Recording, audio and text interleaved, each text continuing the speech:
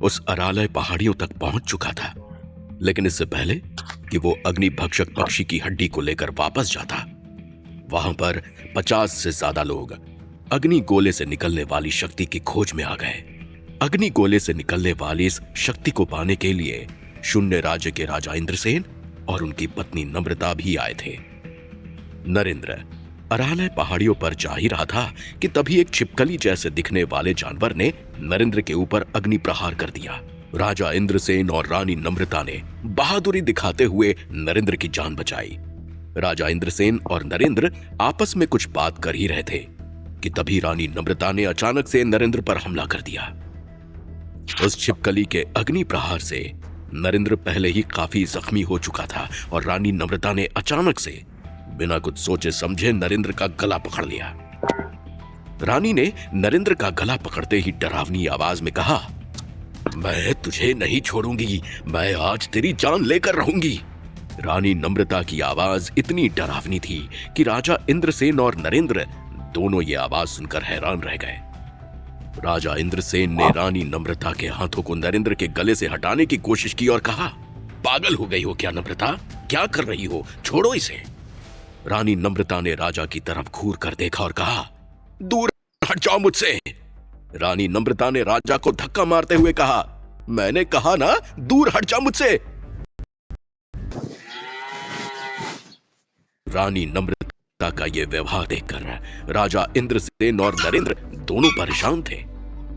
रानी नम्रता ने आज से पहले कभी ऐसा नहीं किया था और उनका यह बर्ताव राजा की समझ के भी बाहर था। नरेंद्र ने रानी से बचकर राजा को उठाया और उनसे पूछा, ये रानी क्या कर रही हैं? राजा भी ये सब देखकर हैरानी से बोले, मुझे भी कुछ समझ नहीं आ रहा है, पता नहीं रानी को क्या हो गया है, उन्होंने पहले ऐसा कभी नहीं किया। रानी नम्रता ने अपनी तलवार निकाली और सीधा राजा के दाएं हाथ में घोंप दी। इस तलवार के वार से राजा दर्द से कराहते हुए बोला, रानी ये क्या कर रही है आप? होश में आइए रानी, होश में आइए। रानी नम्रता राजा की कोई बात सुने बिना फिर से उनके उसी हाथ पर हमला कर देती है, लेकिन इस बार नरेंद्र राजा को धक्का मारता है और खुद के शरीर में तलवार का वार खा लेता है।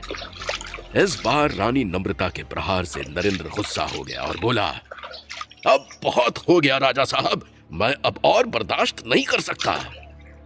इतना कहकर नरेंद्र रानी नम्रता को मारने के लिए अपनी तलवार निकालता है और आगे बढ़ता है। नरेंद्र ने जैसे ही अपने कदम रानी की तरफ बढ़ाए, तभी राजा ने उसे रोक लिया और कहा, नहीं नरेंद्र, दोबारा रानी पर हथियार उठाने की गलती मत करना, हमारी पत्नी है वो, चाहे कुछ भी हो जाए हम उन्हें नुकसान पहुंचाने का सोच भी नहीं सकते।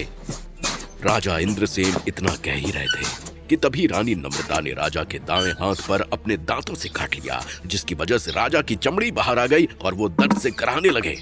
रानी नम्रता अभी भी राजा को काट ही रही थी कि तभी नरेंद्र ने उनको राजा से दूर उठाकर फेंक दिया और राजा से पूछा, आप ठीक तो है ना राजा जी?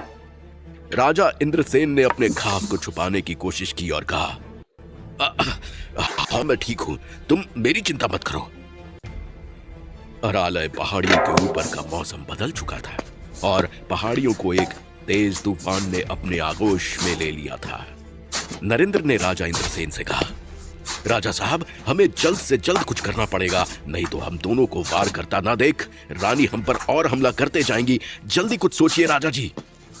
नरेंद्र की बात सुनकर राजा को कुछ भी सूझ नहीं रहा था। उन्होंने पहली बार रानी नम्रता का ये रूप देखा था। इससे पहले कि राजा इंद्रसेन और नरेंद्र कुछ कर पाते, रानी नम्रता ने उस छिपकली की तरह उन दोनों पर अग्नि प्रहार किया, जिसे देखकर नरेंद्र जोर से चिल्लाया और राजा को धक्का देते हुए बोला, बचिए राजा जी। एक के बाद एक रानी नम्रता ने नरेंद्र और राजा पर अग्नि प्रहार करना शुरू कर दिया, जिसे देखकर राजा इंद्रसेन ने कहा, नरेंद्र मुझे लगता है कि रानी के अंदर उस छिपकली की आत्मा आ गई है और शायद उसकी वजह से ही वो हम पर हमला कर रही है। राजा की बात सुनकर नरेंद्र ने चौंकते हुए कहा, छिपकली की आत्मा? ये आप क्या कह रहे हैं? रानी के अंदर छिपकली की आत्मा कैसे आ सकती है? राजा ने नरेंद्र की बात का जवाब दिया और बोला, ये अरालय पहाड़ियां ऐसी ही हैं, यहाँ पर भूत प्रेत और आत्माओं का ऐसे किसी दूसरे व्यक्ति में प्रवेश करना सामान्य बात है। रानी नम्रता अभी भी नरेंद्र पर वार कर रही थी, लेकिन नरेंद्र अपनी बर्फीली शक्तियों से अपना और राजा का बचाव कर रहा था। इसी बीच नरेंद्र ने राजा से कहा, तो अब क्या करें? रानी को ठीक करने का कोई उपाय तो होगा। राजा इंद्रसेन ने नरेंद्र की बात का जवाब दिया और कहा, हाँ, एक उपाय है। इस पहाड़ी के सबसे निचले हिस्से के सामने एक मंदिर है। वहां पर ऐसी आत्माओं को शरीर से निकालने के लिए एक भस्म मिलती है। उसकी मदद से हम इन आत्माओं को शरीर से निकाल सकते हैं। ये बात सुनते ही नरेंद्र झट से बोला, तो ठीक है महाराज, फिर चलिए, अब और किस बात का इंतजार है? राजा ने नरेंद्र से कहा, रानी को ऐसी हालत में छोड़कर जाना ठीक नहीं है। हमें इन्हें भी अपने साथ ले जाना होगा। राजा इंद्रसेन की बात सुनकर नरेंद्र ने मन ही मन बोला, ये राजा इंद्रसेन कैसी पागलों जैसी बातें कर रहे हैं। वो छिपकली की आत्मा क्या पागल है जो हमारे साथ उस मंदिर तक जाएगी? नरेंद्र ने राजा इंद्रसेन से कहा, यह संभव है राजा साहब, रानी को उस मंदिर तक ले जाना नामुमकिन है। राजा और नरेंद्र के पास सोचने का समय बिल्कुल नहीं था, इसलिए जल्दी ही नरेंद्र ने बिना कुछ सोचे समझे रानी पर वार कर दिया। ये देखकर जख्मी पड़े राजा इंद्रसेन ने चिल्लाते हुए नरेंद्र से कहा, नरेंद्र रुक जाओ, आगे मत बढ़ना, मैं तुम्हें अंतिम चेतावनी देता हूं। रानी अभी भी नरेंद्र पर बार बार अग्नि प्रहार कर रही थी, लेकिन नरेंद्र उन सभी वार से बचते हुए रानी के पास गया और रानी का सर पीछे पेड़ में मार दिया। नरेंद्र के वार से रानी तुरंत ही बेहोश होकर गिर पड़ी।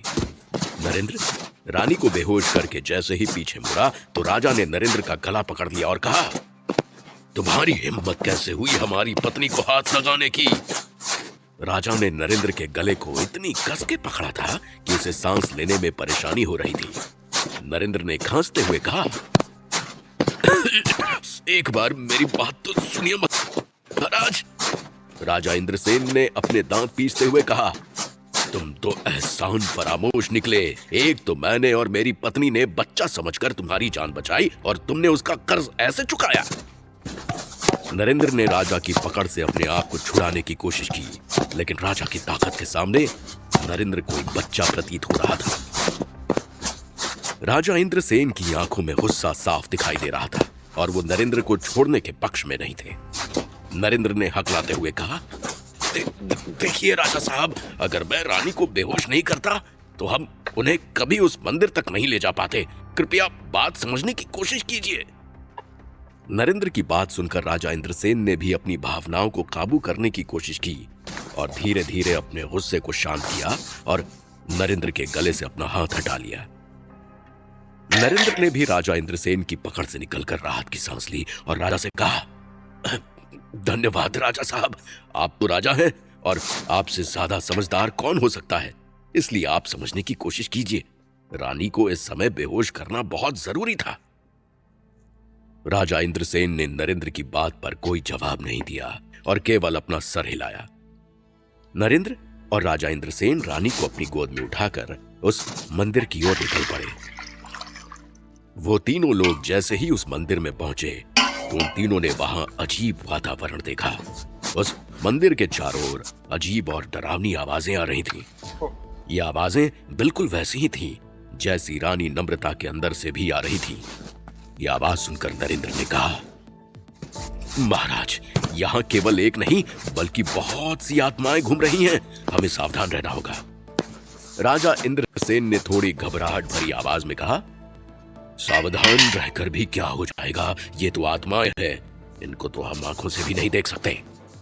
नरेंद्र और राजा इंद्रसेन उस मंदिर के दरवाजे के अंदर जाने ही वाले थे, तभी वो दरवाजा अचानक से बंद हो गया और जोर जोर से हंसने की आवाजें आने लगी। उस हंसी की आवाज के बीच एक तेज आवाज गूंजी, तुम दोनों यहां तक तो आ गए हो, लेकिन तुम शायद ये नहीं जानते कि इस मंदिर की चौखट से अभी तक कोई भी जिंदा वापस नहीं गया है। यह आवाज सुनकर नरेंद्र भी एक पल के लिए घबरा गया और मन ही मन बोला, अब ये क्या बला है। राजा इंद्रसेन ने नरेंद्र को तसल्ली देते हुए कहा, नरेंद्र, ये इस मंदिर के आसपास रहने वाली आत्माओं की आवाज है और अगर हमें इस मंदिर में जाकर वो भस्म लेनी है तो हमें इन सभी को विश्वास दिलाना होगा कि हम यहाँ इन्हें नुकसान पहुंचाने नहीं आए, और अगर इनको जरा भी शक हुआ तो ये हमें तुरंत ही मार देंगी। नरेंद्र ने राजा इंद्रसेन की तरफ देखा और हैरानी से कहा, आप यहां के बारे में इतना सब कुछ कैसे जानते हैं? राजा इंद्रसेन ने नरेंद्र की बात का उत्तर दिया और कहा, मैं जब से 8 साल का था तब से यहां अग्नि गोले की खोज में आ रहा हूं और मुझे इन पहाड़ियों के बारे में काफी कुछ पता है। मेरे कई विश्वास पात्र सहायक इन राजों और जानकारी की खोज में अपने अंग और जान तक गंवा चुके हैं। आत्माओं की दुनिया इंसानों को जितनी जटिल लगती है उतनी ही सरल भी है। बस हम इनमें से एक नहीं है, इसलिए अक्सर समझ नहीं पाते। इनमें हमारे ऊपरी या शुद्ध भाव जैसे डर, दर्द आदि पढ़ने की क्षमता तो है, लेकिन ये हमारे मन की बातें नहीं पढ़ सकती। नरेंद्र ने राजा की बात पर एक और सवाल पूछा, तो फिर आप ये भी जानते होंगे कि हम लोग इन प्रेत आत्माओं को ये विश्वास कैसे दिलाएंगे कि हम यहाँ इन्हें मारने या प्रेषण करने नहीं बल्कि सिर्फ रानी को बचाने आए हैं? राजा इंद्रसेन ने कहा, ये तुमसे कुछ सवाल पूछेंगी और अगर तुमने उन सभी सवालों के सही उत्तर दे दिए तो ये तुम्हें चुपचाप इस मंदिर के अंदर जाने देंगी। राजा इंद्रसेन और नरेंद्र आपस में बात कर ही रहे थे कि तभी वो डरावनी आवाज फिर से सुनाई दी, खबरदार, अगर तुमने एक कदम भी आगे बढ़ाने की कोशिश की तो अगर तुमने एक और कदम आगे बढ़ाया तो मैं तुम दोनों को जलाकर यही भस्म कर दूंगी। राजा इंद्रसेन ने इस आवाज को जवाब दिया और कहा, देखो, हम यहाँ तुम लोगों को नुकसान पहुंचाने नहीं आए हैं। हम बस यहाँ अपनी पत्नी और शून राज्य की रानी नम्रता की जान बचाने के लिए वो भस्म लेने आए हैं। वो आवाज फिर से जोर जोर से हंसते हुए गूंजने लगी और बोली, अरे राजा साहब, आप जैसे यहाँ कितने लोग अपनी पत्नियों की जान बचाने का बहाना लेकर आते हैं। अगर हम ऐसे ही किसी की बातों पर विश्वास कर लेंगे तो फिर आप जैसे लोग तो हमारा अस्तित्व ही खत्म कर देंगे। नरेंद्र अब इन आत्माओं की मुसीबत से तंग आ चुका था और अब उसके सब्र का बांध टूट रहा था। नरेंद्र ने गुस्से में आत्माओं की आवाज को जवाब दिया और कहा, बहुत हो गई तुम्हारी ये बकवास। देखो, हमें चुपचाप अंदर जाने दो, नहीं तो अच्छा नहीं होगा। नरेंद्र की बात सुनकर आत्माओं की उस डरावनी आवाज ने उत्तर दिया और कहा, अच्छा, दादागिरी। ओ बच्चे, ये दादागिरी ना कहीं और जाकर दिखाना। यहाँ तेरी ये दादागिरी नहीं चलेगी। नहीं जाने दूंगी तुझे अंदर। बता क्या करेगा अब। उस पहरेदार आत्मा की बात सुनकर नरेंद्र का गुस्सा और बढ़ गया और वो बोला, अगर तूने दरवाजा नहीं खोला तो मैं तुझे जान से मार दूंगा। राजा को डर था कि नरेंद्र की दिलेरी कहीं उसकी मौत का फरमान न बन जाए। उन्होंने उसे चुप होने का इशारा किया, लेकिन नरेंद्र ने राजा को अनदेखा कर दिया। नरेंद्र के आत्माओं को धमकी देते ही आसमान से अग्नि वर्षा होने लगी। क्या नरेंद्र ने उस आत्मा को भड़काकर गलती कर दी?